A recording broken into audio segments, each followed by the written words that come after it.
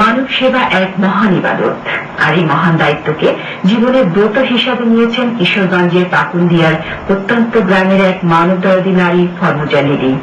তিনি তার সামান্য উপার্জনে ছোট্ট একটি বাড়িতেই তিলে তিলে গড়ে তুলেছেন 3টি সেবামূলক প্রতিষ্ঠান, বৃদ্ধাশ্রম, এতিমখানা এবং প্রতিবন্ধী শিক্ষা ও প্রশিক্ষণ কেন্দ্র। আর এই সেবা প্রতিষ্ঠানগুলোর মাধ্যমে 2 বছর থেকে তিনি অসহায়, বৃদ্ধ, দুস্থ ও প্রতিবন্ধীদের সেবা দান করছেন। গত 17 এপ্রিল তার এই প্রতিবন্ধী শিক্ষা প্রশিক্ষণ কেন্দ্রের বার্ষিক ক্রীড়া প্রতিযোগিতা অনুষ্ঠিত হয়। এতে প্রায় 1/2 প্রতিবন্ধী অংশগ্রহণ করে। অনুষ্ঠানে প্রধান অতিথি হিসেবে উপস্থিত ছিলেন উপজেলা নির্বাহী কর্মকর্তা সিরাজুল ইসলাম খান।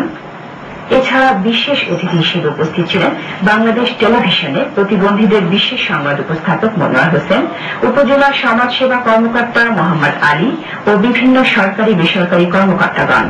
অনুষ্ঠানে বক্তারা বলেন, এভাবে সকলে মানব সেবায় এগিয়ে আসলে অসহায় প্রতিবন্ধীগণ সমাজ উন্নয়নে অংশগ্রহণ করতে পারবে।